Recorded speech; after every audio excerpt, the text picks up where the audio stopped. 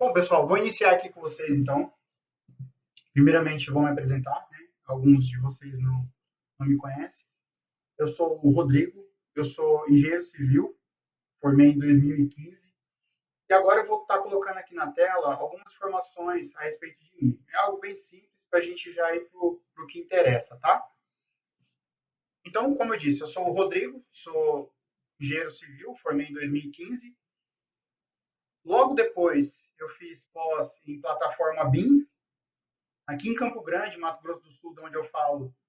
Eu fiz parte da primeira turma de BIM, né? Isso em 2016, 17. No momento atual, eu estou cursando em ciência de dados e eu tenho já uma certa experiência na parte de execução de obras, desde a parte da graduação, pós-obra, já no final da graduação, trabalhei no pós-obra e em projeto depois de formado. Então, hoje, qual que é o meu ramo de atividade? Eu sou diretor de produto da Timework e eu também trabalho com implantação e treinamentos de BIM. Atualmente, eu acabei de finalizar uma turma em uma instituição de ensino, numa universidade, né, na Uniderp, para ser mais específico, onde nessa turma teve acadêmicos e professores. Então, foi uma turma bem interessante. Tá? Então, aproveitando essa tela aqui, eu vou dar continuidade, e a gente já vai para o objetivo. Qual que é o objetivo desse webinar? Tá? Que eu vou chamar de aula, porque é assim que eu trato com os meus alunos. O objetivo desse webinar é a gente estar tratando a respeito de previsibilidade e controle de projetos de engenharia e arquitetura. Por que eu fui específico em colocar projetos de engenharia e de arquitetura? Porque quando a gente começa a estudar sobre gerenciamento de projeto, a gente às vezes pode cair num outro tipo de conceito de gerenciamento de projeto. Então aqui eu estou sendo específico. O intuito é aumentar a previsibilidade e o controle de projetos de engenharia de arquitetura. Esse é o ciclo de vida de um projeto convencional, tá? Então, existe a criação de um projeto, vou fazer uma residência unifamiliar, por exemplo, de alto padrão. Esse é um tipo específico de projeto de engenharia de arquitetura. Esse projeto vai ter a criação dele, então eu posso falar quais disciplinas que vão ser feitas, eu posso falar quem vai fazer essa disciplina, quando que uma atividade do projeto tem que começar ou terminar. E veja, eu estou na fase de pré-obra, eu não estou na fase de obra. Se eu for dividir em pré-obra, obra e pós-obra, eu estou tratando do pré-obra, tá? Aí eu vou executar o projeto mesmo no escritório e, por fim, eu vou finalizar esse projeto. Esse é o ciclo de vida convencional. Só que, só com esse ciclo de vida convencional, a gente não consegue resolver os nossos problemas. Tá? E a gente vai ver isso ao longo da nossa aula. Para isso, eu vou apresentar para vocês o nosso ciclo mais completo, que ele acaba acrescentando um passo a mais, que a gente chama de debriefing do projeto, do qual esse passo a mais faz toda a diferença. Tá? Então, aqui vocês vão entender como que algumas pessoas conseguem ter esse controle e ter essa previsibilidade, que é o nosso foco, e o controle melhor de seus projetos. Para isso, eu vou estar falando com vocês a respeito daquilo que é a nossa base da nossa metodologia, que seria o escopo, o tempo e o custo. Então, o escopo ele é refletido nas atividades que a gente tem que fazer. Quais atividades que são essas? Para o pessoal que desenvolve projeto, pelos inscritos aí, grande parte, né, desenvolve projetos, você pode pensar como aquele checklist que você tem na hora de desenvolver o seu projeto, seja ele de qual natureza que for. Então, o escopo, ele acaba sendo refletido nas atividades. Então, eu tenho que fazer certas atividades para atingir o escopo. E essas atividades, ela tem um determinado tempo. Eu começo a atividade num determinado tempo, concluo a atividade num determinado tempo. Esse intervalo é o tempo da atividade. E essa atividade, ela é feita por uma pessoa, seja ela um projetista, um estagiário, seja quem for, e vai ter um custo. Ele vai utilizar de equipamento, ele vai estar utilizando de um escritório e várias outras coisas que influenciam no custo que a gente vai ver ao longo daqui. Quando eu trato de tudo isso, existe uma forma de eu estar avaliando a qualidade do meu projeto dentro dessas 3 áreas específicas do conhecimento. Como que eu meço a qualidade?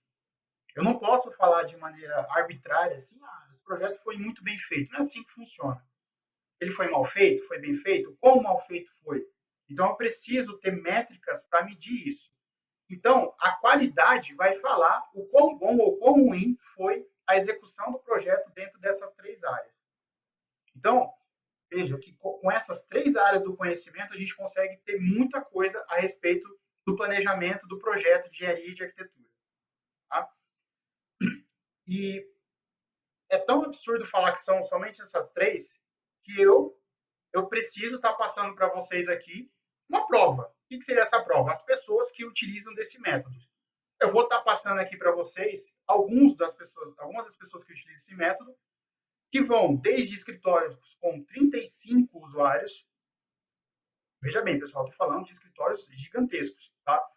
Até um escritório pequeno que vocês vão ver no final, tá? Então, é importante eu estar mostrando isso para a pessoa ver que é crível, tá? Que é possível e já está sendo utilizado, tá? Então, como eu disse, a gente vai falar partindo dessa premissa sobre o controle do projeto de engenharia de arquitetura, tá? A gente vai estar mostrando aqui todas essas questões.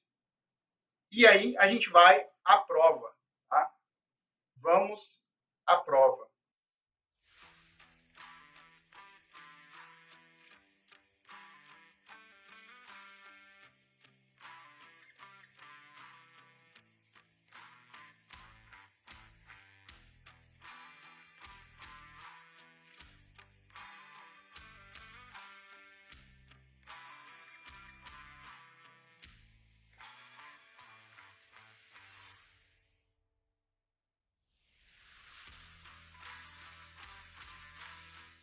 Opa, Oi, tudo bom? tudo bom? Qual que é o seu nome? Kleber Luiz Lopes. Beleza. Faz quanto tempo você está formado? Ainda estou na faculdade, estou no oitavo semestre. Oitavo semestre, legal.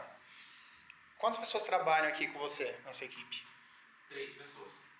Eu, a Bárbara e o nosso chefe, que é o Márcio. Beleza. E na elaboração de projeto, quantas pessoas?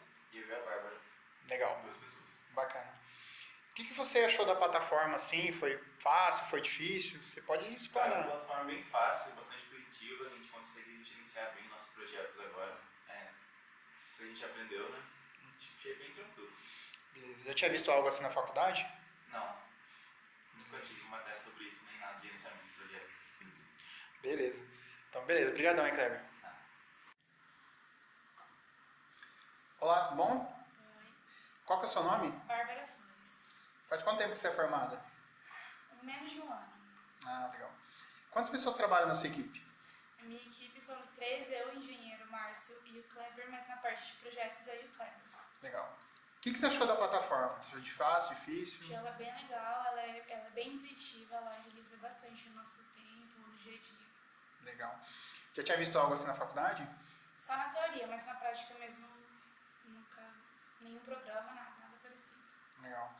Tá conseguindo gerenciar? Conseguiu ver os projetos, controlar o tempo e tudo? Sim, é bem fácil, bem intuitivo. Beleza, obrigado, Bárbara.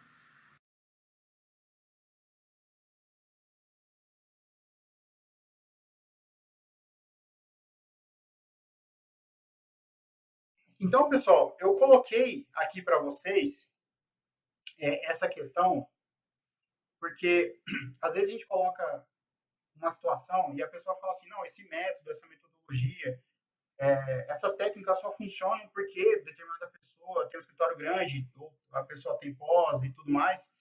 E é importante mostrar que tem escritórios pequenos, com gente ainda não formada, que já está desenvolvendo seus projetos com esse método, tá? Então, isso aqui foi importante para a gente realmente validar e mostrar para vocês, tá? Primeira coisa, Eu trabalhei durante muito tempo em obra industrializada, né? Então, hoje eu trabalhei em obra, por exemplo, né? Já de casa, parede de concreto. E essas obras industrializadas, que às vezes até alguns de vocês com certeza já devem ter trabalhado, ou já devem ter até projetado para alguém executar, existem algumas características que permitem com que essas obras consigam atingir prazo, né, e consiga ter controle. A gente vai ver a respeito dessas características. Então, a primeira coisa que eu comecei a entender ainda na faculdade. Tá? Quando eu fui para o pós-obra, para quem já trabalhou em pós-obra, sabe que pós-obra é um ambiente caótico. Tá? E aí você se pergunta, quem já trabalhou no ambiente industrializado, sabe que se aquela obra fosse industrializada, o pós-obra não seria tão caótico. E aí você começa a lembrar da industrialização também. E aí quando você vai para projeto, você volta para um ambiente que é controlado, o escritório é um ambiente controlado, só que o processo de elaboração de projeto já não é controlado. E aí é complicado, porque você, no ambiente controlado, você projeta para alguém executar de forma metódica, só que você não tem método na hora de fazer o projeto. E aí isso me levantou aquela questão. Existe forma melhor de gerenciar? E aí eu fui para as áreas de gerenciamento de projeto atrás disso, porque eu queria entender por que os escritórios não poderiam ser tão mais otimizados, né? E aí eu esbarrei em literatura que com certeza os senhores aí já esbarraram, como o PMBOK, né? Pouca gente conhece, mas é uma metodologia bem interessante, o Prince2. O PMBOK, por exemplo, ele tem 10 áreas do conhecimento, né? Então, ele serve para qualquer tipo de projeto. E ele chama de projeto um determinado esforço para um objeto específico. E aí a gente entra num problema, né? Qual o problema? Os projetos que nós fazemos não são tão específicos assim. Quando você vai fazer, por exemplo, um galpão, quem projeta galpão, existe um padrão na execução do projeto do galpão e até na execução física dele. E aí você vai usar o PMBOK, 10 áreas do conhecimento, mas no meu escritório tem 2 pessoas, como é que eu vou elaborar projeto e também cuidar de tudo isso? Aí você vai para o Prince2, ele tem 7 princípios, mais vários papéis, complexidade. Aí você, em resumo, você vai estudar gerenciamento de projeto, você se esbarra em complexidade. É complexidade atrás de complexidade, né? E aí você vem para o problema conceitual. O que é esse problema conceitual? Todo mundo sabe, né? Para quem for acadêmico aqui, eu estou até colocando aqui em primeira mão para vocês, que a gente orça a mão de obra em hora homem. Então, a mão de obra, ela é quantificada em hora. Só que na hora da gente orçar o projeto, por exemplo, a gente faz a precificação, a maioria dos projetistas faz a precificação por metro quadrado, ou por quilo, ou por outra unidade que não seria em tempo.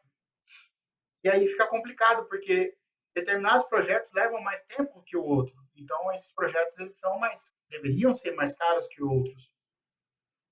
E aí, outro problema nos escritórios, o dinamismo, né? Muitos de vocês, provavelmente, né, principalmente quando trabalha de forma autônoma ou numa empresa pequena, precisa ter mais de uma atribuição. O que eu falo com a questão de atribuição? Você precisa, ora, estar fazendo o projeto, ora, você precisa estar fazendo a visita em loco, orçamento, e você faz isso de vários projetos.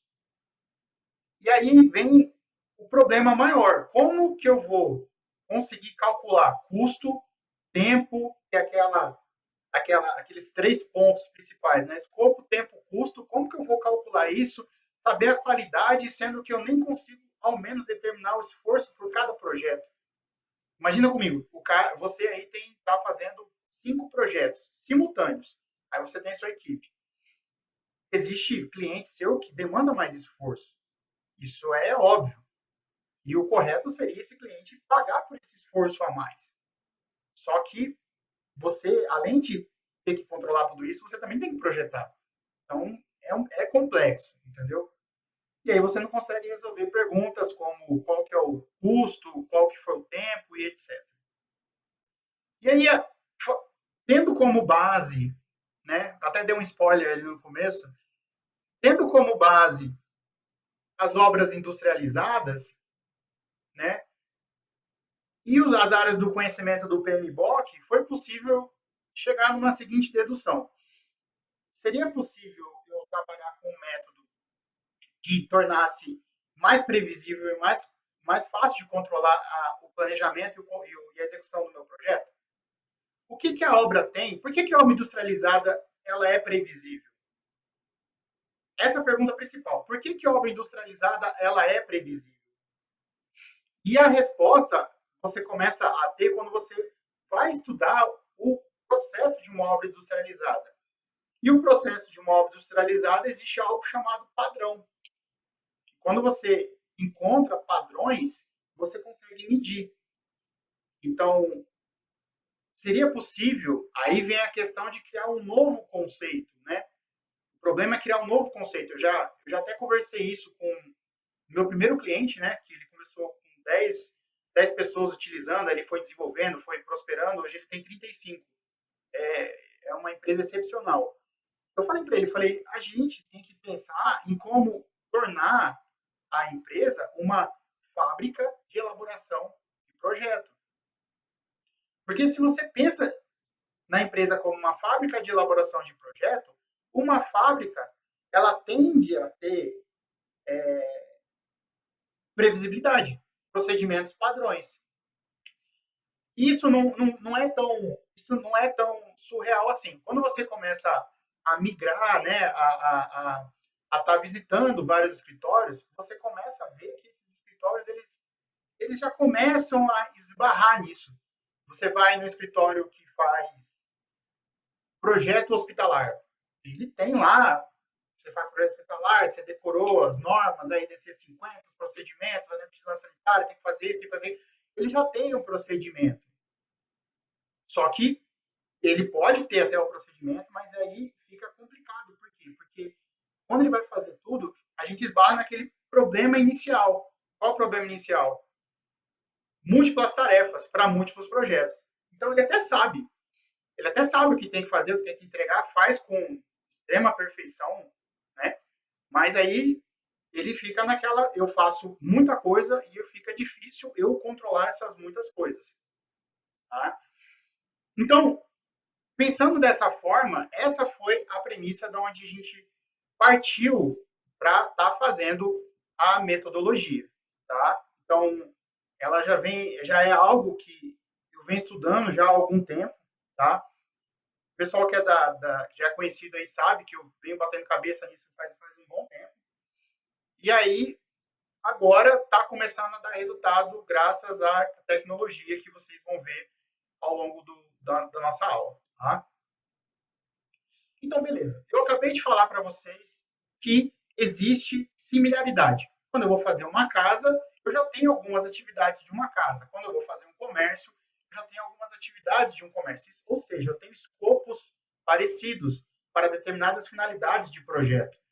Se eu tenho isso, eu posso entender que quando eu for fazer um outro comércio, eu vou, pelo menos, pensar do mesmo ponto de partida. Quando você conversa com alguém de incorporação, por exemplo, ele trata as edificações, seja ela vertical ou horizontal, ele fala que é uma linha de esteira, porque ele sabe o que ele tem que fazer para que aquele procedimento aconteça. Então, ele já tem esse procedimento muito bem elaborado na cabeça dele. É a mesma coisa de quem faz, que eu acabei de falar, de quem faz hospital, ou casa, ou qualquer coisa do tipo, tá? Então, partindo dessa premissa, eu tenho uma palavra-chave. Qual palavra-chave que é essa? Similaridade. Tá? Então, o que eu posso entender? Eu posso deduzir que toda vez que eu for fazer uma casa, ela é parecida com a última casa que eu fiz. Toda vez que eu for fazer um comércio, ele é parecido com o outro comércio que eu fiz. Isso faz sentido quando você começa a prestar serviço para um comércio, por exemplo, e você tem um cliente que faz vários mercados, por exemplo, ou lojas de varejo. Elas são muito similares uma da outra. Então, a conclusão que a gente pode entender, tá? a gente pode presumir, tá, que essa semelhança também reflete no planejamento. Se o escopo é parecido, as atividades que eu vou ter que fazer para cumprir esse escopo também são parecidas. E aí eu começo a categorizar. Então, como que eu entendo isso agora na prática? Pensando nisso, eu já cheguei, já conceituei, tive a ideia, amadureci ela, entendi similaridade, categorizei, beleza. Como que eu vou fazer isso na prática? No que isso me ajuda? Pessoal, eu posso fazer algo que os senhores já fazem no projeto de vocês. Template. Vamos lá. Eu vi que eu fiz um questionário aí e tal, eu já entendi um pouco o perfil de vocês, dei uma olhada também no perfil da maioria. Vocês já trabalham com BIM e tudo mais, então o software BIM que você utiliza, ou mesmo outro software qualquer, que hoje tem que ser BIM, né? Tem template. Então você não vai começar um projeto tendo que arrumar suas penas, tendo que arrumar sua prancha. Provavelmente não, né? Então, se você tem essa lógica na elaboração do projeto, por que não ter essa mesma lógica no planejamento do projeto? Então, o que eu estou querendo dizer com isso? Quando eu for fazer uma casa unifamiliar, um comércio, um galpão industrial, uma escola, um hospital, esses cinco tipos de projeto são diferentes entre si. Eu posso ter 5 tipos de templates, do qual, quando eu for criar um novo projeto, eu tenha o único trabalho de pegar esse planejamento que eu já tenho no histórico e atualizar. Olha, essa casa aqui, cara, é uma casa de alto padrão, mas aqui, ó, o condomínio exige mais coisas, exige mais documento, então eu vou ter que alterar isso aqui. Não, tudo bem, mas 80%, 90% do seu planejamento você já tem histórico. Não faz sentido você recomeçar do zero. Então, o que eu estou querendo dizer para vocês é que com esse template, vocês ganham muito, muito mesmo, tá? E quem trabalha com o projeto já faz isso. Então, o que a gente poderia entender que todo projeto tem? Isso já é conhecido das literaturas mais ricas da área, né? Se você for estudar tanto o PMI tanto o PMBOK do PMI quanto o Prince2, você vai esbarrar em algo bem parecido, talvez uma nomenclatura ou outra, mas é bem parecido. Então, o que a gente pode entender que todo template de um projeto seria interessante ter? Vamos lá. Então, o nome, isso é meio óbvio, né? Então, eu vou fazer a casa do João e da Maria, né? Então, residência JM, né? O pessoal faz lá. Beleza, residência JM. Show. Finalidade. A finalidade é uma casa unifamiliar. Então, isso já me traz categoria. Toda vez que eu for trabalhar numa casa unifamiliar, eu pego aquilo que eu já tenho como essa mesma categoria. Disciplinas. Então, geralmente, você pode ter uma certa preferência por algumas disciplinas e alguns métodos construtivos também. Então, se você já tem uma preferência por disciplinas, por métodos construtivos, não faz sentido você começar do zero. Ora, minha empresa ela tem expertise na elaboração de projetos e execução de projetos de parede de concreto, com forma metálica. Cara, o seu projeto é muito padrão. O seu projeto é bem engessado, é bem receita de bolo. Se você tem uma receita de bolo na hora de executar, por que você não tem uma receita de bolo na hora de fazer o projeto? Você precisa também ter esse mesmo método, esse mesmo critério, né? Atividades, então, eu vou ter que fazer uma visita em loco, eu vou ter que fazer um estudo de volumetria, eu vou ter que fazer... Então, são atividades decorrentes do projeto, tá? Então, as atividades, geralmente o pessoal atribui as atividades à disciplina. Cada disciplina gera atividades. Geralmente é assim que o pessoal divide, tá? E a atividade, ela vai ter um atributo dentro dela. Na hora do planejamento, eu vou falar que aquela atividade ela vai começar em determinada data e vai terminar em determinada data. Ou seja, eu estou voltando para aquele princípio, para aquele triângulo. Então, se eu estou voltando para aquele princípio, o que eu preciso cuidar nessa atividade também? Isso a gente já tem até um spoiler lá na frente. dessa atividade, eu vou cuidar o tempo, o escopo, o custo, que o escopo, no caso, está refletindo na atividade. Então, estou cuidando de tudo isso. Gantt. Gantt, para quem não sabe o que é Gantt, eu vou estar mostrando aqui, mas conceitualmente o Gantt ele é uma solução gráfica através do mapa, de um calendário, que você consegue ver por barras onde começa e termina uma atividade, e quando o Gantt tem rede de precedência, você consegue ver que uma atividade está ligada à outra. Então, essa atividade, a atividade que está ligada, ela só pode começar depois que a outra termina. Isso a gente chama de rede de precedência. Eu vou estar mostrando para os senhores. Então, quem passou em algum condomínio que as construtoras colocam lá aquela barra, tal, aquilo é um gráfico de Gantt. Mas geralmente eles não colocam a rede de precedência. A rede de precedência é interessante para a determinação do caminho crítico. A gente vai ver o que é caminho crítico. Mas, a grosso modo, o caminho crítico é o caminho que as atividades ligadas formam, que se atrasar uma atividade, atrasa o projeto inteiro. Então, isso é um caminho crítico. Você precisa enxergar o caminho crítico para que você consiga dar mais atenção àquela atividade que não pode atrasar. Bem? O que eu ganho tendo esses atributos? Quais são os benefícios? Primeiro, fácil entendimento.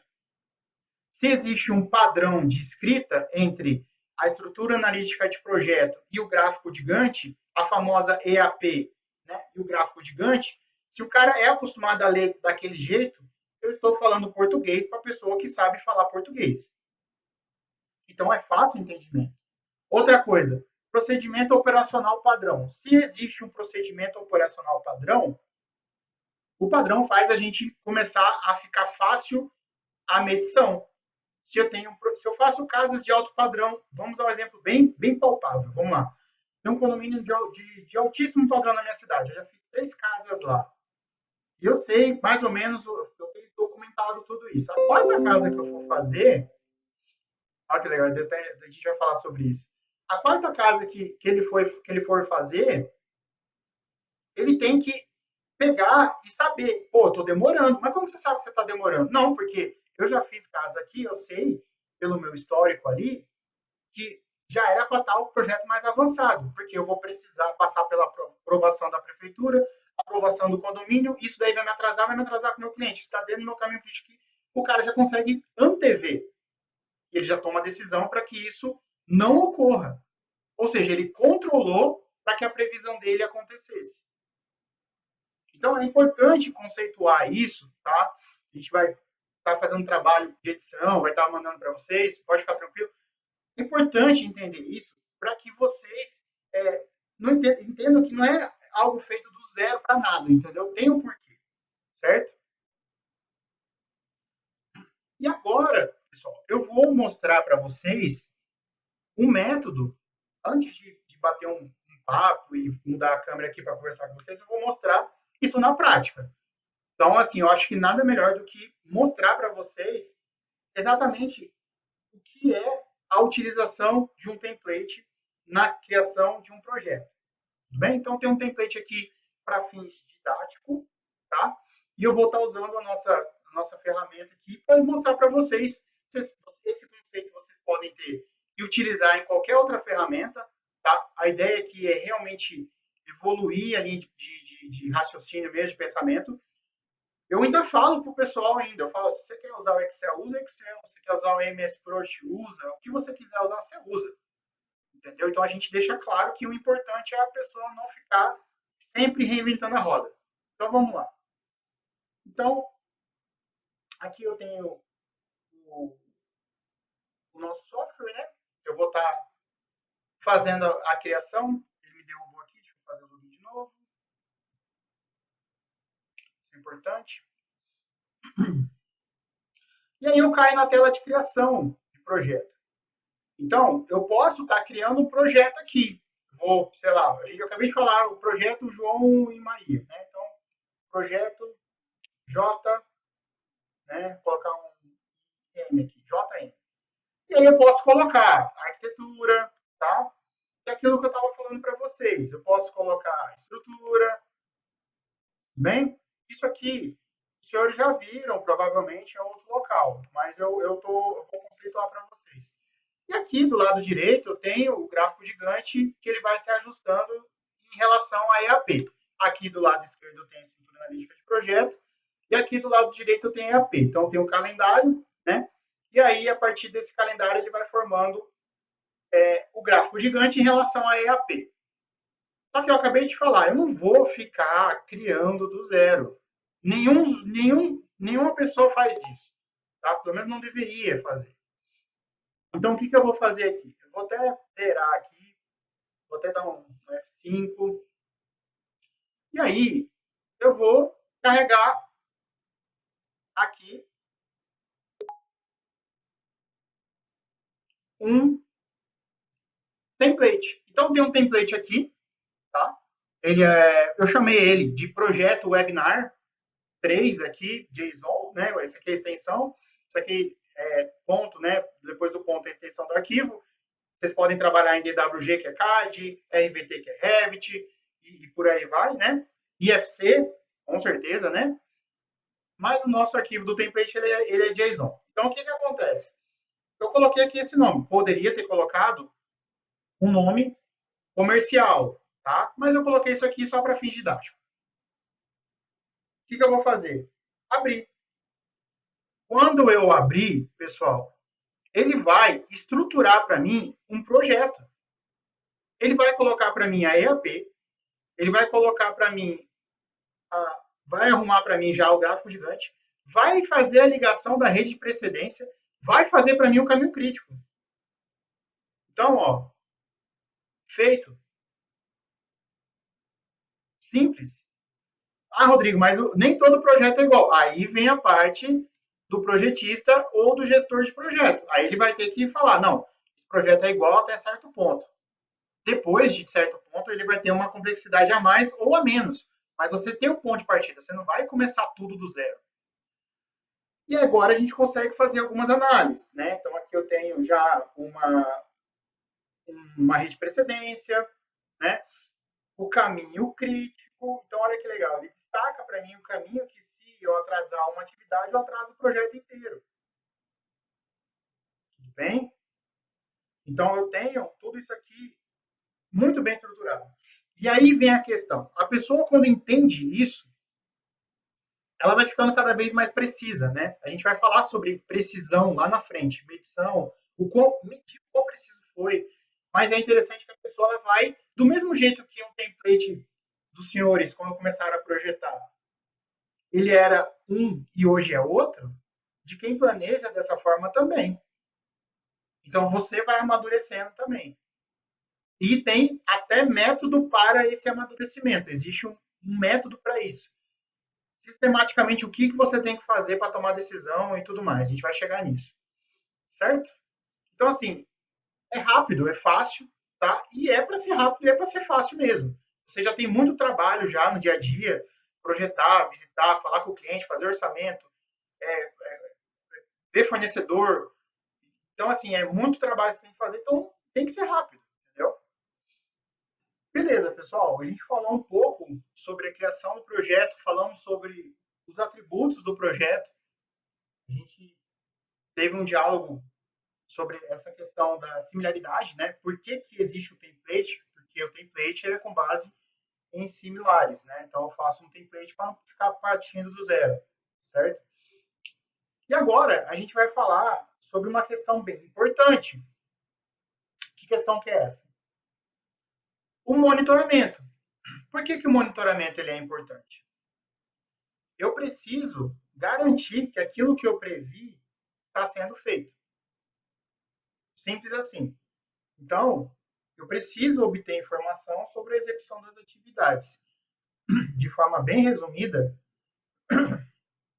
eu vou fazer o acompanhamento das atividades e vou comparar agora o famoso planejado versus executado. Se a atividade ela tinha uma data início e ela tinha uma data planejada fim, alguém vai ter que fazer realmente isso, executar isso, e alguém, essa mesma pessoa, vai ter que terminar. O que isso quer dizer? quer dizer que aquilo que eu, na primeira fase do projeto, que foi o planejamento, pensei que poderia acontecer, eu tenho que ficar monitorando para ver se isso está sendo feito mesmo, né? Então, o que isso pode ocasionar? O projeto, às vezes, a gente não consegue prever tudo. Então, você foi lá e colocou os detalhes, colocou atividade por atividade, uma dentro da outra, todas as atividades de arquitetura, todas de estrutura, todas as suas disciplinas certinho, beleza. E aí, por algum motivo, teve uma alteração de projeto. Essa alteração de projeto provavelmente vai refletir na sua IAP. E esse ponto é importante. Por que eu falo que esse ponto é importante? Eu coloquei lá no questionário algumas coisas e algumas empresas vieram falar a respeito de problema com alteração de projeto. O que é alteração de projeto? A alteração de projeto é uma divergência do que foi planejado. Se ela é uma divergência, ela pode ser calculada. Então, o que isso quer dizer? Na minha EAP inicial, a gente vai ver isso na estatística, mas eu já adianto, na minha EAP inicial tinha 10 atividades. Mudou, o projeto alterou, foi mudando, foi colocando, foi tirando, no final ficou 19. Isso reflete no quê? No tempo, no custo e numa série de coisas. Então, eu tinha uma perspectiva, que geralmente a gente pensa em azul ali, né, só para ser didático, e aconteceu algo diferente, vermelho, tá? Qual que é o benefício de você fazer o monitoramento? A gente tem que falar sempre no benefício, né? Por que você faz o monitoramento? Primeiro, a identificação precoce de problemas. Ora, se você tem 10 atividades, as 2 primeiras já atrasaram, essas atividades estão no seu caminho crítico. Você sabe que se os outros tiverem o mesmo tempo que você previu, já atrasou. Você sabe disso. O que você vai ter que fazer? Ou você vai ter que dar uma arrochada para terminar no prazo, ou vai ter que mudar, ou colocar alguém mais rápido para fazer, você vai ter que tomar alguma solução. Então, você tem que tomar uma medida para ter uma solução desse problema. Então, você, de forma precoce, você consegue tomar essa decisão e evitar problema. Precisão da mensuração. Então, é isso que a gente estava falando, né? A gente consegue ser preciso. Controle de custos, né? Então, como é que alguns escritórios fazem, né? Eles colocam, geralmente, eles orçam o tempo deles, né? Como sendo um projetista ali fazendo, e algumas atividades que não dependem tanto de atividade de responsabilidade, montar prancha, cotar, detalhamento, alguma coisa assim, colocam estagiários, né? Então, esse controle de custo também pode ser algo que você pode fazer. Você já sabe que você pode realocar para determinadas atividades determinada mão de obra. Isso faz o quê? Isso faz baratear. A gente vai ver sobre essa questão do custo. E não faz muito sentido você não fazer essa divisão, porque ela acontece no real. Só que às vezes ela acontece e você não sabe de forma objetiva o que aconteceu. Tá? Então, melhora a comunicação. Então, eu acabei de falar, né? Então, o cara que vai fazer essa atividade, ele sabe de imediato que ele vai ter que adiantar o processo, porque o projeto deu uma atrasadinha. Agora, se chegar num dia lá, o cara vai ter que fazer determinada coisa, começar uma pressão em cima do cara, sendo que poderia ter sido avisado com antecedência, é meio complicado, entendeu? Então, quando existe informação, existe tomada de decisão rápida. Essa que é a questão. E a informação, ela é adquirida através do monitoramento. Então, você precisa monitorar as atividades. Tá? Avaliação da equipe, de performance. Eu fui no escritório, foi bem interessante essa conversa, que eles tinham um processo lá de aumento de cargo lá, que o pessoal não achava meio estranho, assim. E aí, dois projetistas pegaram e falaram, cara, agora é interessante que eu consigo saber o que eu realmente estou produzindo e quem é o meu gestor consegue saber exatamente o que eu estou produzindo, e se eu trazer, se foi culpa minha ou não, entendeu? Então, você consegue ter esse grau de detalhe, entendeu? É nesse ponto que a gente quer chegar. E agora, pessoal, eu vou mostrar para vocês, principalmente, um método de monitoramento que é uma tecnologia única nossa. Tá? Então, assim, até agora ninguém fez, a gente está em processo de patente e tudo mais. que é o quê? Lá atrás, eu falei para vocês que o problema do projetista, na hora de falar que começou e terminou uma atividade, é ele dar essa informação. Vou começar uma atividade, vou pausar, vou. Isso é chato, isso é demorado, isso é contraprodutivo. O cara está aqui trabalhando, ele vai levantar para fazer outra coisa que também é trabalho. Ele pode fazer uma reunião, pode fazer outra coisa, mas aqui já não está mais contando tempo do projeto, entende? Existe uma forma de automatizar isso? Existe. E a gente trabalhou nisso e a gente conseguiu fazer. Que forma que é essa? A gente associa qualquer arquivo a uma atividade da EAP. Então, quando aquele arquivo ele é aberto, a atividade conta tempo. Quando é fechado, ele pausa. Então, isso ajuda na acuracidade da medição. Ah, quer dizer que eu vou agora conseguir saber se o cara está produzindo muito ou não? Não. Não, né? Porque a gente não consegue medir o avanço do projeto dessa forma. Mas, para ele e para você já é bom, porque se abrir o projeto JM, João e Maria, está contando o tempo do JM. Você sabe que o JM está custando tanto. Se abrir o projeto, sei lá, do Paulo, abre e conta tempo do Paulo. Se você tem 10 projetos para estar fazendo, vai abrindo e contando o tempo dos 10. Então, para vocês, é muito mais fácil quando você tem esse dinamismo no real. Tá? Então, eu vou mostrar para vocês aqui. Então, o que acontece?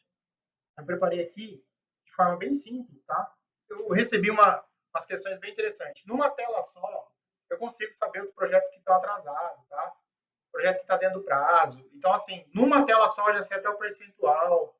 Eu lembro que eu vi que isso foi o problema de algumas empresas, né? Então, eu não tenho um painel que eu consigo ver tudo. Aqui tem, tá, pessoal? Então, já adianto já que aqui tem. A gente pode explanar um pouco sobre isso, mas eu vou mostrar aqui já a cereja do bolo para vocês. Então, o que acontece? Aqui eu tenho as atividades, então tem a mãe aqui, né? A arquitetura, que tem o 1.1, que é dentro do 1, né? E assim vai indo, tá? O que eu vou estar fazendo aqui com vocês? Eu vou estar mostrando aqui para vocês que eu posso estar abrindo um projeto através do nossa ferramenta automonitoramento, projeto webinar, tá? Eu abri o arquivo do Revit vazio aqui, só para vocês entenderem.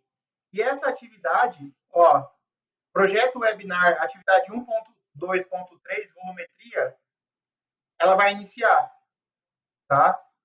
Então é isso que eu quero mostrar para vocês. Já iniciou, mudou de cor. E para o meu gestor ou para o meu parceiro de trabalho que está em outro local, ele também vai ver. Então, a volumetria aqui está pausado. Mas na hora que tiver alguma interação com a tela de novo, está em andamento. Então, eu sei que essa atividade, que é a 1.2.3 volumetria, está sendo feita pelo Rodrigo. Ela é uma atividade que ela tem que terminar, no caso, amanhã. Tá? Então, eu tenho todas essas informações e essas métricas. Então, aqui a gente consegue estar acompanhando as atividades do projeto. Tudo bem? Então, essa é uma forma. Outra coisa que eu gostaria de mostrar para vocês também é em relação ao relatório, né? Então, eu posso estar baixando isso aqui e estar abrindo o relatório, tá? Em Excel, tá? O que eu posso fazer com esse relatório? Ó, XLS, X, né? Ou seja, Excel. O que eu posso estar fazendo com esse relatório? Pessoal, eu vou mostrar aqui para vocês um passo a mais. O que é esse passo a mais? Eu já controlo minhas atividades, eu já tenho meus templates, já sou organizado. O que mais eu posso conseguir? Tá? E a gente fez esse artigo aqui e foi com base numa conversa com uma cliente nossa que ela é engenheira civil e está fazendo pós em produção. E ela queria calcular a produtividade de forma bem objetiva, né? Então, olha que legal. Aquilo que eu falei anteriormente, agora eu estou mostrando.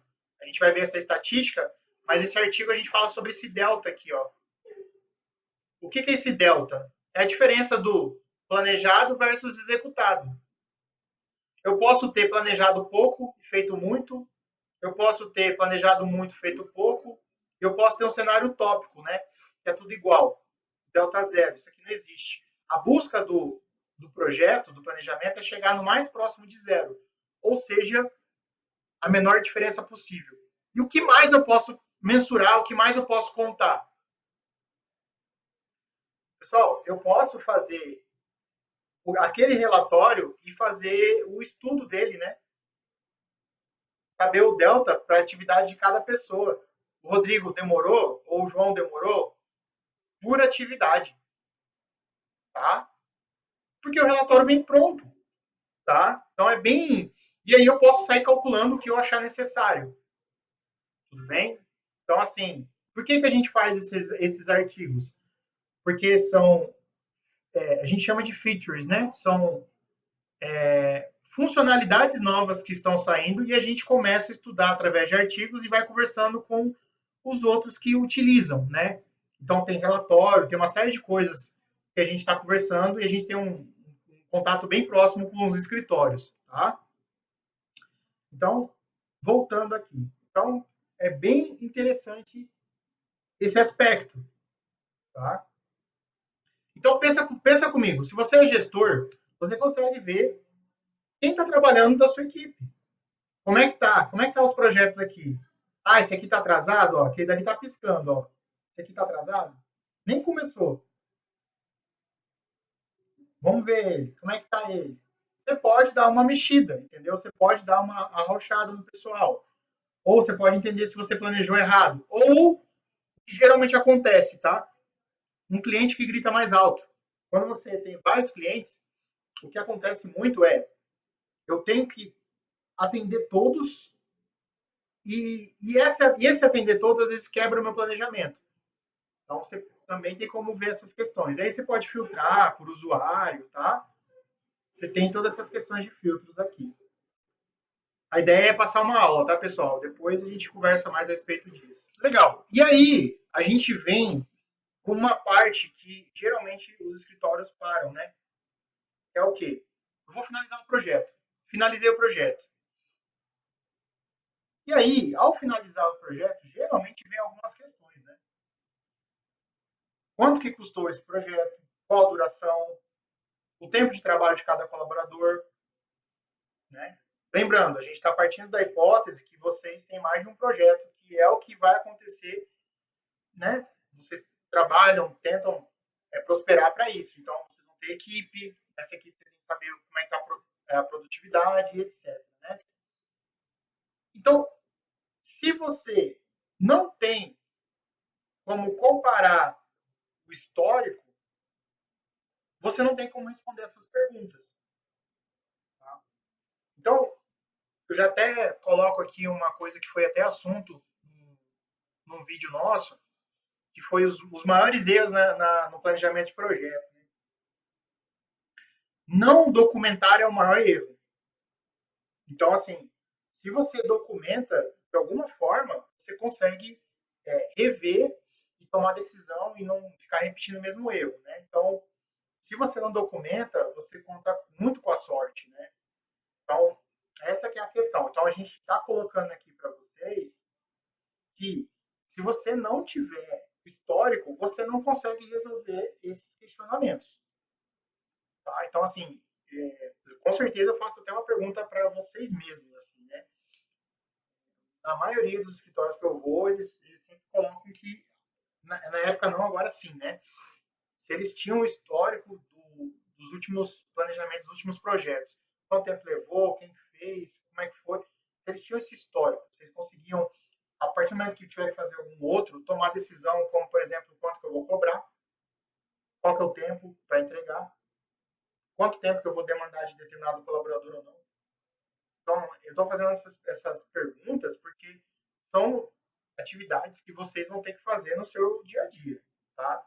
Então, assim, se você não tiver o histórico ele é o maior erro que você não tem o histórico, é o maior erro que você pode cometer. Tá? Então, eu vou mostrar aqui para vocês alguns benefícios de você ter o histórico. Tá? Então, esse projeto aqui que eu preparei para vocês, o que eu posso ter como o histórico dele? Tá? O que eu posso ter? Primeira coisa, eu posso ter o quanto que está saindo para mim do engenheiro, por exemplo, e quanto está saindo do estagiário. Então, eu tenho uma quantidade de horas de trabalho aqui do engenheiro, uma quantidade de horas do estagiário. Eu posso colocar o custo da hora do engenheiro, por exemplo, e o custo da hora do estagiário. De tal forma que ele calcula para mim, e aí eu consigo fazer análises mais profundas. E aí vem o questionamento, né? Ah, Rodrigo, você falou que a hora, o custo é por hora. Mas de onde saiu esse 154? Eu não sei de onde que saiu 154. Você tirou isso daí de onde? De alguma tabela, de alguma coisa? Existe tabela, tá? Vocês podem estar consultando Sinap, TCPO, Sinduscom. Existem tabelas que vocês vão ter o preço por hora do engenheiro, mas o que os escritórios estão fazendo? Principalmente essa galera aí que vocês viram o vídeo, e até os maiores aí que não teve tempo de acionar eles para fazer o vídeo. O que eles fazem? Eles fazem o próprio índice. Então, o que é fazer o próprio índice? É eu trabalhar no meu custo e saber o preço da hora de cada um. E como que eu faço isso?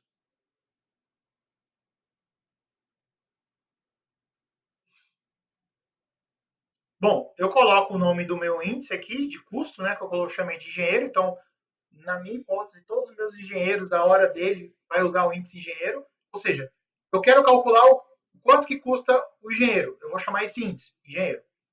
Então, o engenheiro, eu coloquei que ele trabalha 220 horas. Você pode ter regimes diferentes aí, né? E aqui eu tenho uma grande tabela com tudo aquilo que envolve ele. O que eu estou fazendo aqui, pessoal? Para quem trabalha com orçamento, eu vi que algumas pessoas aí trabalham com orçamento, eu estou fazendo uma composição de serviço do meu projetista. Computador, AutoCAD, Revit, KBuilder, tá?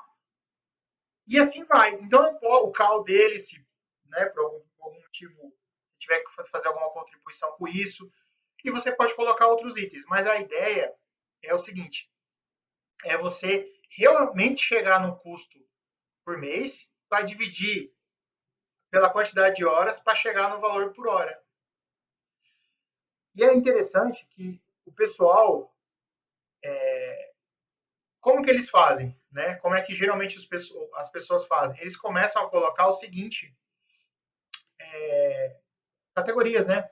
Analista 1, analista 2, analista 3, desenhista, né? Talvez o cara comece como estagiário, vá por desenhista, depois vai para analista 3, 2, 1.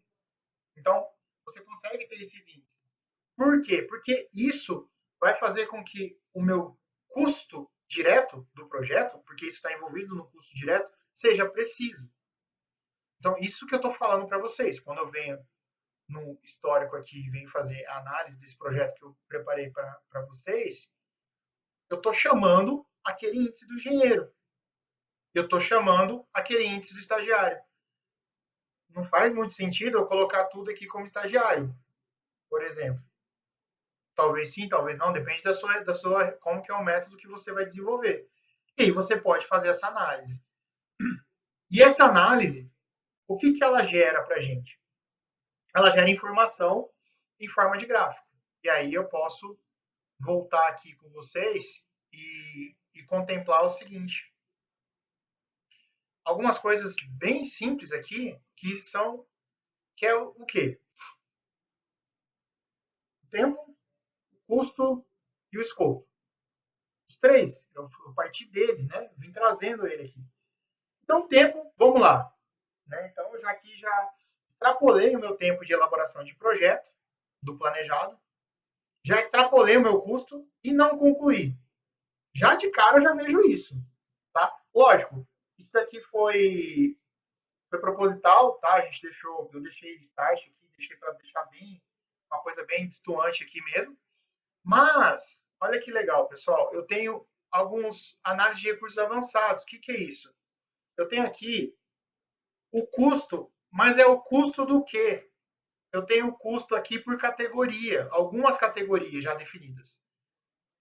Aluguel, financiamento, serviço público e privado, por exemplo, eu tenho que pagar a luz, telefone, celular, eu tenho que pagar para o cara ou para mim mesmo, tanto faz. Né? Então, se você trabalha como autônomo, a única diferença é que você vai ter todos os seus custos, de aluguel ou não. Né? Eu até falo que, mesmo se você trabalha como autônomo, coloca o custo de aluguel, porque você teria que repassar esse custo. Né? Então, olha que legal. Aqui não teve custo de material de escritório, mas você pode ter papelaria, tá? Pode gerar papelaria, cartão, envelope, pasta, né? Então, essas categorias aqui são essas categorias, que a soma delas dá o custo. Porque cada item daquele que eu coloquei, ele é referente a uma categoria. Tá? E geralmente é isso, tá, pessoal? Não tem muito o que falar. Tá? O custo do salário e terceirizado é o mais que tem maior representatividade nesse cálculo. Por quê? O projeto em si, o desenvolvimento do projeto, ele é basicamente intelectual, puramente intelectual, né? Tem os custos dos softwares e tal, mas se você for levar o preço do software anual, dividir por mês, chegar no por hora, a hora do seu projetista ou de você mesmo, ela é muito mais cara, né? Então, por isso que o salário aqui, ele tem uma parcela maior em relação aos outros custos. Então, o que o pessoal faz? Já passo uma dica para vocês, tá? Eles fazem um planejamento e quebram em microatividades de tal forma que fique fácil para estagiários ou júniores fazerem. Então, eles meio que orçam, né? Fazem todos a complexidade, faz todo o planejamento com um sênior fazendo, só que ele planeja tão bem que consegue fazer júniors, né, fazerem, talvez estagiário, lógico, a responsabilidade cai sobre ele, de qualquer jeito, e aí ele faz esse custo baixar. Então, isso aqui pode ser que aconteça, entendeu? Então, essa que é a lógica, né? E os escritórios fazem isso, fazem mesmo. E não é só de engenharia e de arquitetura, não. Direito também faz, né? Você pega escritório de massa aí, tem alguns conhecidos que trabalham na área de direito, é a mesma coisa. Eles orçam com o salário de um senior lá, mas quem executa é um júnior ou estagiário, e aí eles conseguem ganhar no volume, etc. Né? Então, assim, eu estou mostrando para vocês aqui o que acontece realmente na prática, tá? Então, mas, para chegar nisso, né, a gente precisa ter informação, tá? Então, aqui, no caso, eu acabei de apresentar para vocês sobre os colaboradores aqui, o tempo, né, os índices e as estatísticas, tá? Estatísticas. Vamos lá. E aí a pergunta principal, né, que vem. Finalizei o projeto, não acabou o meu trabalho? Não. Não acabou o seu trabalho. Essa que é a ideia, né? Então, o que eu tenho que fazer? Como é que funciona?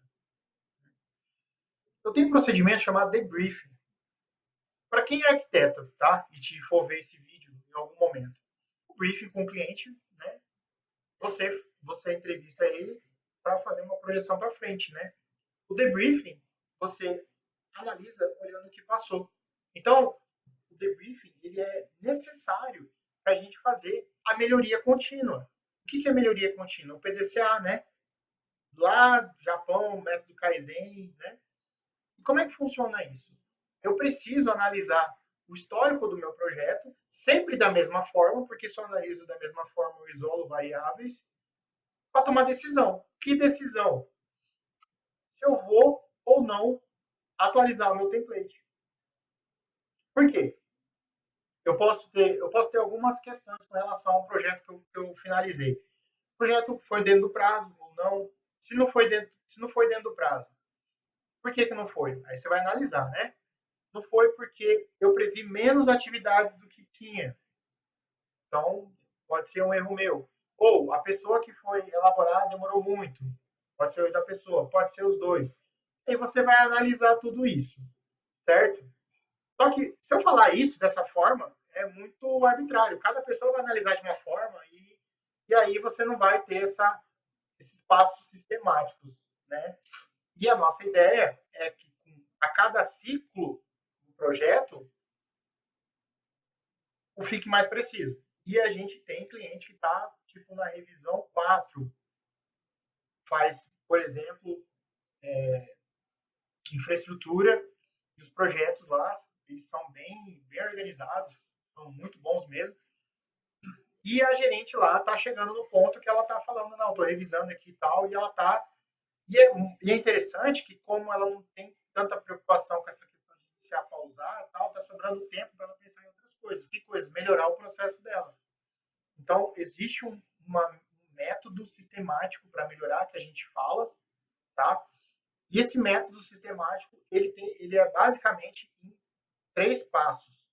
4, se você for tomar a decisão como um passo também. Primeiro passo, eu vou analisar as estatísticas, tá? Então, eu vou analisar as estatísticas de forma bem rápida, eu vou olhar aquele gráfico, vou voltar nele lá. E nas estatísticas, eu vou analisar o tempo, o custo e o escopo. Por que eu vou analisar isso? Por exemplo, aqui, ó, às vezes pode acontecer de eu ter que ter feito mais atividades, ou seja, eu alterei o projeto e tive que fazer mais atividade, tá? E aí eu vou analisar os 3. Ou posso analisar aqui, ou posso analisar aqui, mas você tem que revisitar essa tela. A gente coloca isso dentro do treinamento e tudo mais. Tem que revisitar essa tela para que consiga fazer essa análise de forma metódica. Qual que é o próximo passo? Analisar a EAP. O que é essa EAP? Eu vou analisar a EAP atualizada. Se eu atualizei meu projeto, tive alteração, não faz muito sentido eu trabalhar, quando for fazer um novo, com o atualizado. Eu já pego esse atualizado. Então, eu vou gerar uma nova EAP. Olha só, eu vou gerar uma nova EAP com a última alteração do projeto. Então, eu venho aqui, por exemplo, em alteração do projeto. Eu acho o meu projeto aqui. E aqui no meu projeto, eu vou analisar ele. Ah, tá. Essa atividade aqui foi o Rodrigo que fez. Ah, o Rodrigo fez aqui e tal. Beleza. Aí eu adicionei. Ah, essa EAP está mais atualizada? Beleza. Eu posso vir aqui, no caso, tá? E baixar um novo modelo. Pronto. Baixei um novo modelo. Lógico, você vai fazer isso, a gente explica para fazer de uma forma mais detalhada e tudo mais. Mas o que eu estou querendo dizer é, eu estou revisitando o meu projeto. Eu comecei de forma macro, só tempo, escopo, custo. Agora eu estou detalhando atividade por atividade. E depois, por fim, eu posso ir na produtividade. Então eu vou até o último grau. Para quê? Para tomar decisão. Que decisão? Você precisa tomar essa decisão. Terminou o projeto, você precisa tomar essa decisão. Que decisão? Eu vou atualizar o template ou não. Tá? Então você vai gerar ou não um template com o EAP atualizado. Então você percebe que o método ele já é pensado para que cada vez seja mais preciso. É isso que a gente bate tanto na tecla. Você consegue ver com clareza o que está acontecendo. Você consegue ter todas as informações. Você consegue antever problema. Tá? E ao término, você ainda consegue revisitar e melhorar para que seja melhor do que aconteceu. Não faz sentido você ficar ali patinando. Tá? Então a gente coloca aqui de forma sistematizada isso. Tudo bem? Então, assim, estou deixando bem claro aqui para vocês que sim, acontece. Tá? Inclusive a empresa até apareceu lá no vídeo. Então, pessoal, o que a gente pode concluir? A gente pode concluir que o interessante é a gente pensar nessa forma automatizada de monitorar os projetos orientado ao tempo. Então, agora eu tenho um conceito novo de projeto. Não é mais um conceito por metro quadrado, não é mais uma coisa arbitrária, não é mais uma coisa solta. Agora eu tenho um método, tenho um processo, tenho um template. Eu sou organizado, eu termino meu projeto, eu reviso meu projeto de forma rápida, tomo decisão se eu vou ter que gerar um novo template para minha equipe ou não. Isso daí é método, tá? Que óbvio, né? Que a gente vem aprimorando, tá? Então já existem alguns outros cálculos aí que alguns clientes já falaram, a gente vai fazer, tá? Então isso é o que eu estou falando para vocês, orientado ao tempo. Se vocês vão conseguir fazer isso de outra forma, que bom, mas assim, a gente viu que a forma automatizada, ela ajuda muito, tá? E até em outros aspectos aqui. Teve um colega meu, um calculista estrutural, que ele falou o seguinte, cara, pelo fato do auto-monitoramento lembrar, que ele lembra, tá? Se você está trabalhando ou não. Se você não estiver salvando, fazendo interação com o arquivo, ele vai identificar como sendo não atividade. Então, ele te lembra. E isso faz com que ele salve. E ele salvando, sei lá, já fica uma coisa mais interessante, porque tem software, a gente trabalha, todos nós trabalhamos com alguns softwares que não salvam de forma automática. Então, até isso ajuda, tá? E se a gente precisa trabalhar orientado ao tempo, se a gente precisa trabalhar orientado ao tempo, é interessante que a gente tenha um método mais otimizado de orientação ao tempo, certo? Beleza, pessoal. Então, assim, a gente veio aqui, a gente explanou tudo que tinha a respeito disso, tá? É interessante recapitular, né? Eu mostrei logo no começo ali, empresas com 35, talvez ano que vem esteja com 40 colaboradores, empresas que trabalham com 2 pessoas utilizam o mesmo método, tá? Então, assim, a gente precisa comunicar para vocês que isso está fácil para vocês tomarem uma decisão, tá? Sobre essa questão do método, tá? Então, vocês podem, né, fazer como os nossos usuários, tá? Que gerenciam aí mais de 700 projetos na plataforma. É muito projeto, tá? De diferentes áreas. Então, é importante ressaltar isso. Tá? Eu vou estar mostrando para vocês depois alguns clientes. Quem é de Campo Grande vai identificar na hora, né? Quem é de Campo Grande, Mato Grosso, vai identificar na hora alguns clientes aí. Então, é muito projeto, tá? E aí, é aquela coisa, né? Como que a gente faz para ter isso, né? A gente tem a plataforma, Timework, que vou estar ofertando aqui para vocês, né? E o treinamento, porque sem o treinamento você também não consegue. Como que funciona o treinamento? São 14 aulas, tá? Que no começo a gente vai estar colocando no YouTube, depois a gente vai estar restringindo com as atualizações, vai estar dentro da própria plataforma, tá? Então são 14 aulas que vocês vão estar desenvolvendo um projeto do zero, tá? Fazendo tudo isso que eu falei com vocês. Esse treinamento aqui, 14 aulas, meu Deus do céu, é muito grande, pessoal. Sem editar, tá dando 4 horas e meia. Editado vai cair para menos de 4 horas, tá? Então, ou seja, aí 2 tardes você mata. Tá? Então, é importante ressaltar isso. Tá? Então, qual que é a ideia da plataforma? Lembrando, vocês trabalham com o conceito de criação de template, fácil entendimento, ágil, tá? Monitoramento automático, identificação de problemas, mensuração, controle de custo, tá, pessoal? Controle de custo. Vocês vão orçar segundo que o próprio CAL, tem até no CAL sobre isso, falando sobre a questão de orçamentação que tem que ser feita por hora, tá? Só que, aquela coisa, como que eu vou fazer, né? Então, aqui está o como, tá? Avaliação de performance de equipe, se você for gestor, certo? Análise estatística, precisão do custo, cálculo do tempo, análise do planejado versus executado, isso é importantíssimo, tá? Melhoria contínua, pessoal, melhoria contínua, tá? Isso aqui eu estou falando de coisas que incorporadoras, grandes empresas utilizam, vocês não estão utilizando nos escritórios de vocês, E a questão é que, ao longo do tempo, a precisão só aumenta. A cada ciclo, a precisão só aumenta. Tá? E como que é o treinamento? Né? Então, como eu falei para vocês, aproximadamente 4 horas, né? 14 aulas, todo o ciclo já está gravado. Já está gravado. Então, aquilo que vem feito nos escritórios de maneira presencial, a gente deixou ali de forma bem sucinta, bem simples mesmo, para a pessoa poder ver e rever, tá? Então, é isso que a gente tem, tudo muito bem detalhado, tá? Material de apoio. O que é esse material? Quem que é o estratégico? O estratégico é o cara que vai fazer a determinação das regras, tá? Quem que é o tático? Quem que é o operacional? Então, tudo isso aqui já está documentado. E não está só assim em mapa mental. Como que ele está? Ele tem nessa matriz aqui, ó.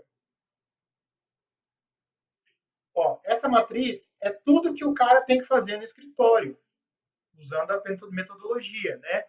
Então, ele vai criar, ele vai fazer determinação do quadro Kanban. O estratégico, ele determina a regra, basicamente, né? Só que não é só isso. Ó, vocês também conseguem, de forma visual, ver quem que é a pessoa que está mais sobrecarregada, tá? Vocês conseguem ver quantas atividades estão sendo feitas por cada pessoa. Então, ó, a edição de projeto, só 2 pessoas fazem.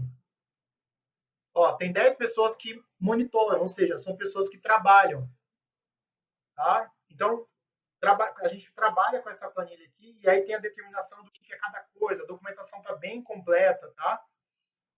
Então, você consegue vir aqui nessa matriz e tá se guiando. Coloca o nome de cada colaborador, eles fizeram isso e eles conseguem ver o que cada pessoa faz. Isso fica até claro para não ter divergência. Ah, mas era para fulano ter feito, não fez, não. Tá lá, é um documento que pode entrar até para, se vocês tiverem qualidade na empresa de vocês, até pode ser anexado. Interessante. E o bônus, pessoal. Isso aqui, eu gostaria que vocês prestassem bastante atenção nisso aqui, porque, vamos lá, eu já trabalhei muito tempo com BIM, tá? Então, implantação de BIM e tudo mais. E o que eu estou colocando aqui para vocês? Um contrato de BIM, de implantação de BIM, tá?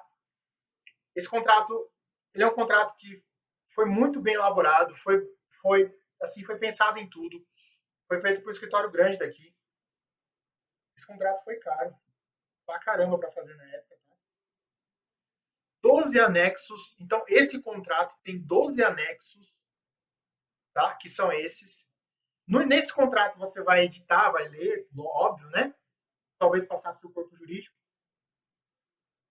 Mas você também pode ter trabalho de só colocar sua logo aqui, entendeu? Eu vou passar esse contrato editável para você. Editável. Tá? E uma coisa também interessante é que esse contrato não é só para quem trabalha com implantação de BIM. Esse contrato também é para quem quer contratar.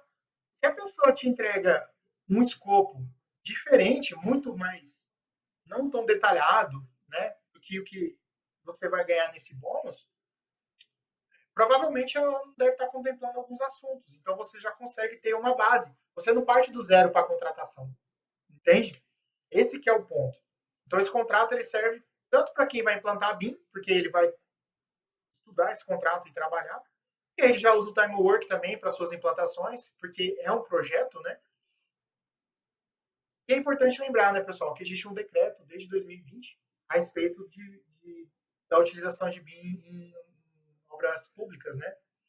Então, se você não usa BIM, provavelmente vai chegar a hora de você usar. Então é interessante você ter esse contrato. Então, sobre esse contrato, na terça-feira a gente vai estar entregando esse contrato editável aí, né, para quem for comprando. E por que vai ser só terça? A gente vai revisar todos os anexos, tá? Porque pode ter passado um nome ali, uma coisa que deixa identificável. Então, uma questão do ser correto mesmo, né? A gente vai estar tirando tudo isso, né? deixando para vocês estarem completando. Então vai dar mais uma última olhada, né? Porque é muito anexo. Vai dar mais um e fora o contrato, então são 13 documentos, né? Com bastante folha para olhar. E a gente vai estar analisando isso aí. Terça-feira vai estar para todo mundo que comprou, vai receber no e-mail tudo certinho, o pacote lá, a pasta zipada com todos eles, tá? Então, a gente pediu esse prazo aí para vocês, para quem for adquirindo esse prazo, aguardar até terça-feira. A partir de terça-feira, quem for comprando vai estar na mão, tá? Só um adendo. As aulas que estão gravadas, a gente também solicita que aguarde até terça-feira também, tá? Porém, quem for comprando aí e quiser, tirando dúvida, fazer vídeo chamada, já temos bastante vídeos também no YouTube. O sistema está mais evoluído, tá? Por isso que a gente teve que refazer, mais atualizado, mas sem problema. Terça-feira, tanto as aulas editadas quanto o contrato estarão já no e-mail para quem for adquirindo, tá? E aí a gente tem a questão do preço, tá, pessoal? Preço de mercado, só para vocês entenderem, para vocês. Bom, todo mundo daqui sabe fazer conta, né? Então, vamos lá. Então, a questão do sistema, tá? A maioria dos sistemas aí, se você for pegar um sistema que faz algo parecido, porque não faz, né? Como eu falei, é só a gente faz essa questão do auto-monitoramento e a gente é exclusivo de engenharia de arquitetura. Então, a gente evolui para escritórios, né? Mas se você fosse usar algum outro, você estaria gastando por volta de 1.188. Por que a gente fez esse cálculo? Sistemas tops aí, eles cobram por implantação. Então você compra aí, sei lá, 5 contas, né? E aí quando você compra a conta, ele também te cobra lá a implantação. Tipo, R$ 1.000 a implantação, tantas horas, entendeu? Então, convertendo aí, fazendo esse cálculo, vai dar mais ou menos isso, né? Então tem essa questão da implantação, dá R$ 200 mais ou menos, se você for fazer essa divisão a cada 5. Então, o contrato. Pessoal, o contrato, segundo a OAB, o mínimo, tabela da OAB, o mínimo que pode ser cobrado é R$ 2.100. Só que o advogado não cobra isso. O advogado cobra 5%, de 2% a 5%, se não me engano, 2%, 2% ou R$ 2.100. Os 2% deram mais caro do que R$ 2.100. Logo, esse contrato que eu vou passar, ele custa mais de R$ 2.100. Tá? E tem gente aí que tá até na live aí que sabe que é verdade, porque a gente plantou, a gente contratou o escritório, foi lá, teve que. E só o advogado não faz, tem que ter um BIM manager, sentar lá com ele e ficar debatendo e quebrando cabeça. Tá? Então, ele é um. Se você for levar na ponta do lápis mesmo, ele sai o preço do advogado mais a hora do BIM manager ali fazendo, né? Então, é caro. Então, se você for botar na ponta do lápis aí, você tem esse valor aqui, né? Por ano. Então, é caro, né? Então, se você fosse parar para pensar, quanto que sairia tudo isso, né? Tanto a implementação, sistema, bônus, contrato e tudo mais, né? E aí a gente faz a oferta, né? Todo ano tem tudo isso, né? Então a gente está querendo ser mais participativo do mercado, a gente está no planejamento de ganhar escala, né? Essa que é a verdade, porque a gente nós estamos agora chegando a 800 projetos, e a gente está na parte de ganhar tração e ganhar escala, né? Tanto que agora, por exemplo, eu estou no Living Lab, né? É o Sebrae para startups, né? Então agora eu estou sendo impulsionado para ganhar tração. Então, partindo dessa premissa, aí eu tenho a seguinte oferta para vocês. Tá? Então, vocês não vão estar pagando algo parecido com isso, tá? Porque a gente quer ganhar mercado. Não quer dizer que depois a gente não vai cobrar, né? Não, tô brincando. E aí, o que a gente vai estar ofertando para vocês? 450 por usuário. Tá? Então, 450 por usuário, para você ter a plataforma por um ano, não é mês, não, isso aqui é um ano, tá? Um ano, mais o treinamento, que são 14 aulas, com toda aquela metodologia, só que detalhado, né? Não tem como dar 14 aulas aqui, ninguém fica. Mais os contratos, tá?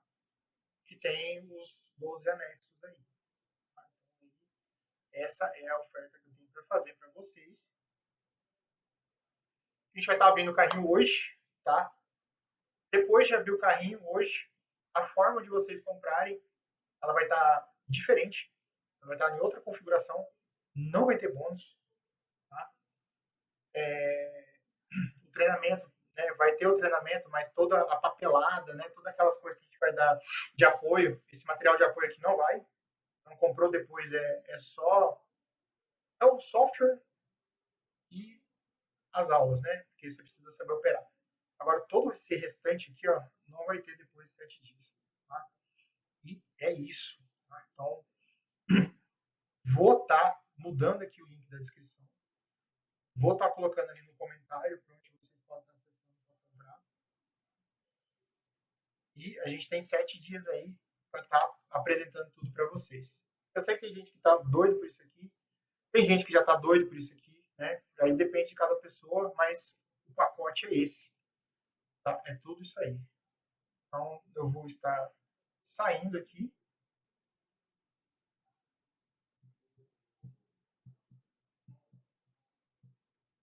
Vocês podem estar vendo aqui, ó, só para encerrar, tá? Tem aqui, ó, os clientes, tá? Tem alguns outros bem grandes aí que estão conversando comigo. Tem um cara que tá me enrolando aí, um amigão meu. Tava de férias. Então, tem uns clientes massa aí, bem interessantes. Então, o que eu vou passar para vocês, pessoal? Vocês vão acessar aqui a página, tá? Do Timework. Vocês podem vir por aqui também, tá? Pelo principal. Aí você vem aqui acessar Timework, ó, o sistema Timework acessar. Aí tem aqui, ó, embaixo, cadastre-se. Na hora que você for cadastrar, você vai colocar o seu e-mail aqui, ó. Qualquer o e-mail que você vai receber, lógico, o e-mail, esse e-mail ele tem que ser um e-mail que só você tem acesso, porque recuperação de senha e tudo mais, né? Então eu vou mostrar aqui o processo aqui para vocês. Ó. Então o processo é simples, são 3 passos, tá? A gente deixou bem simples. Então, e-mail, nome, CPF, senha, você vai confirmar a sua senha, aí você vai para os dados da sua localidade, CEP, quando você colocar o CEP já vai preencher tudo aqui, tá?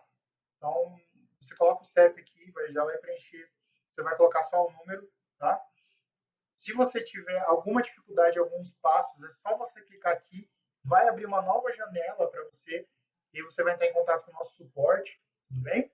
Então, ó, perceba que o suporte ó, ele tá caminhando por todos os passos, tá? E o último passo é o passo de você determinar quantas contas que você quer comprar, tá? No meu escritório tem 10 contas. Beleza, você vem aqui e coloca 10, tá? Aí você vai escolher a forma de pagamento. Se você for por cartão aqui, né? Ah, tá, lógico, não vou conseguir porque eu não preenchi tudo, tá? Muito bom ter dado esse erro. Eu até tinha comentado com o meu dev lá. Se chegou aqui e deu esse erro, tá, pessoal? Tá faltando preencher. Óbvio, né? Eu não preenchi tudo, né? Mas aí você, preenchendo aqui, você vai para a nossa parte de pagamento, tudo bem? Então é isso. Venha por aqui, se tiver alguma dúvida, tá? Tá bem simples. Se você tiver alguma dúvida, pode estar em contato conosco, tá?